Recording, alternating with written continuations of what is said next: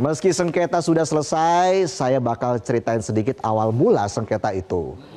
Biar semua pada ingat dan gak mengulang kesalahan yang sama lagi. Istilahnya mea culpa. Jadi ceritanya gini ceritanya. 4 pulau itu sempat lenyap dari pangkuan Aceh. Bukan karena tsunami, tapi karena intervensi surat sakti Kemendagri. Pulau yang selama ini diasuh oleh Kabupaten Aceh Singkil tiba-tiba pindah ke pangkuan Kabupaten Tapanuli Tengah bukan karena pergeseran lempeng bumi, tapi geser karena diduga ada kandungan gas bumi. Kemendagri tiba-tiba geser wilayah seenaknya, nggak pakai rembuk, nggak pakai nanya, tahu-tahu pulau pindah ke Sumatera Utara. Udah kayak nentuin nama grup WA. Cukup admin aja yang tahu.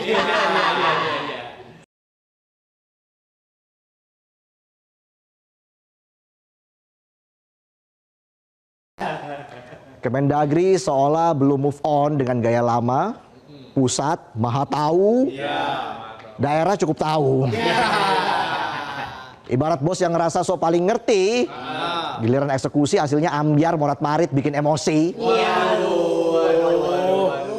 Keputusan itu pun langsung mengguncang bumi Serambi Mekah, bukan karena gempa, tapi karena keputusan itu dianggap bisa mengoyak kepercayaan dan menggaruk luka lama.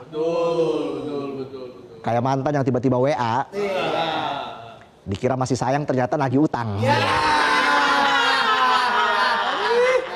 Udah saya bayar kok. Sudah tapi belum. Belum tapi sudah. Bahkan keputusan itu sempat bikin rakyat bertanya-tanya, Aceh beneran punya keistimewaan atau cuma bisa menerima keputusan? Karena keputusan Kemendagri saat itu jelas bukan cuma bisa memicu sengketa batas wilayah administratif, tapi lebih ke soal identitas dan marwah yang sangat sensitif.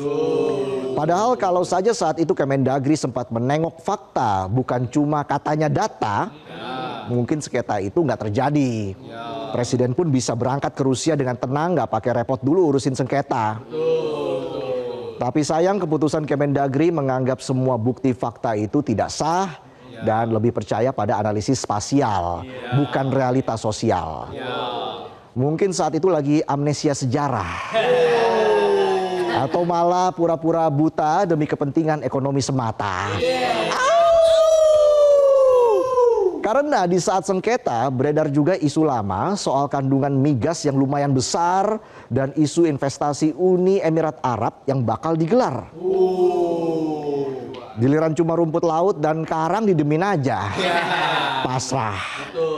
Tapi pas tahu ada migas, langsung gerah, bikin SK, ganti batas wilayah. Ya nggak salah kalau waktu itu publik overthinking. Kalau ini bukan cuma soal peta, tapi soal siapa yang dapat jatah. Sejarah dikangkangi, fakta dipunggungi, keputusan lihat isi perut bumi. Keputusan Kemendagri saat itu pun seolah meludahi prinsip lex superior derogat legi inferiori. Artinya hukum yang lebih tinggi mengalahkan hukum yang lebih rendah.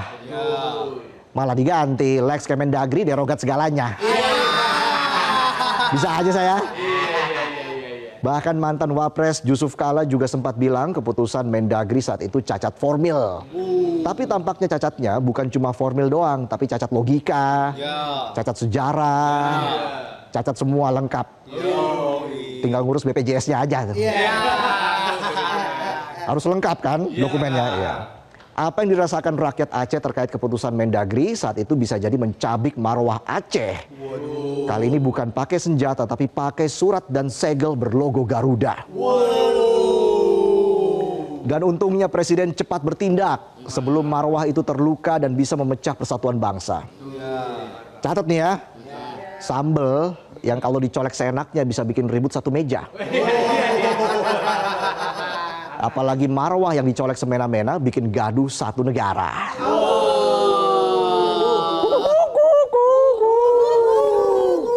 Maka keputusan Pak Presiden sudah paling benar. Karena ini bukan sekedar urusan titik koordinat di peta, tapi udah nyentuh urat nadi kesatuan negara.